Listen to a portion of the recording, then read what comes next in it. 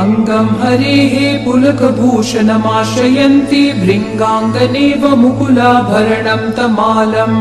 अङ्गीकृताखिल विभूतिरपाङ्गलीला माङ्गल्यदास्तु मम मङ्गलदेवतायाः मुग्धा मुहुर्विदधति वदने मुरारेः प्रेमत्रपा प्रणिहितानि गतागतानि मालादृशोर्मधुकरीव महोत्पलेय सा मे श्रियं दिशतु सागरसम्भवायाः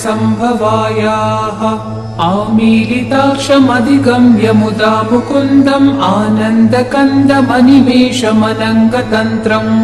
आकेकरस्थितकनीनिकपक्ष्मनेत्रम् भूत्यै भवेन्मम भुजङ्गशयाङ्गनायाः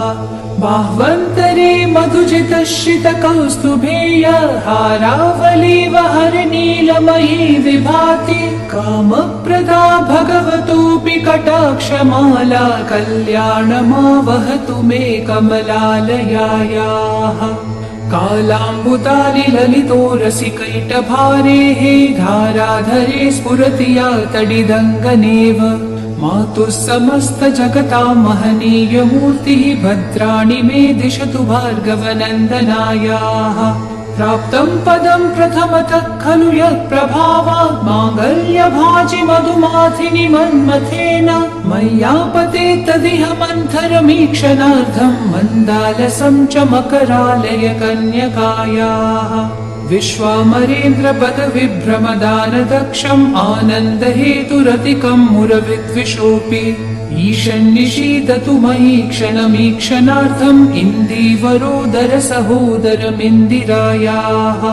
इष्टाविशिष्टमतयोऽपि ययात्रयात्रदृष्ट्या त्रिविष्टपपदं सुलभं लभन्ते दृष्टिप्रहृष्टकमलोदर दीप्तिरिष्टां पुष्टिं कृशिष्ट मम पुष्करविष्टरायाः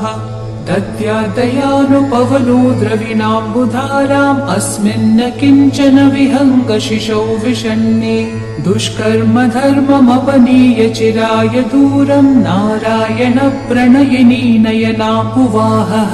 गीर्देवतेति गरुडध्वज सुन्दरीति शाकम्भरीति शशिशेखर वल्लभेति सृष्टिस्थिति प्रलयकीलिषु संस्थितायै तस्यै नमस्त्रिभुवनैक गुरोस्तरुण्यै श्रुत्यै नमोऽस्तु शुभकर्म फलप्रसूत्यै रत्यै नमोऽस्तु रमणीय गुणार्णवायै शक्त्यै नमोऽस्तु शतपत्रनिकेतनायै पुष्ट्यै नमोऽस्तु पुरुषोत्तमवल्लभायै नमोऽस्तु नालीकनिभाननायै नमोऽस्तु दुग्धोदधि जन्मभूम्यै नमोऽस्तु सोमामृतसोदरायै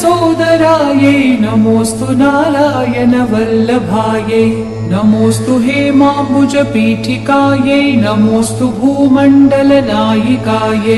नमोऽस्तु देवादिदयापरायै नमोऽस्तु शार्ङ्गायुधवल्लभायै नमोऽस्तु दैव्यै भृगुनन्दनायै नमोऽस्तु विष्णोरुरसिस्थितायै नमोऽस्तु लक्ष्म्यै कमलालयायै नमोऽस्तु दामोदरवल्लभायै नमोऽस्तु कान्त्यै कमलेक्षणायै नमोऽस्तु भूत्यै भुवनप्रसूत्यै नमोऽस्तु देवादिभिरर्चितायै नमोऽस्तु नन्दात्मजवल्लभायै सम्पत्कराणि सकलेन्द्रियनन्दनानि साम्राज्यदानविभवानि सरोरुहाक्षि त्वद्वन्दनानि दुरितोद्धरनोद्यतानि मामेव मातरनिशं कलयन्तु मान्ये यत्कटाक्षसमुपासनाविधिः सेवकस्य सकलार्थसम्पदः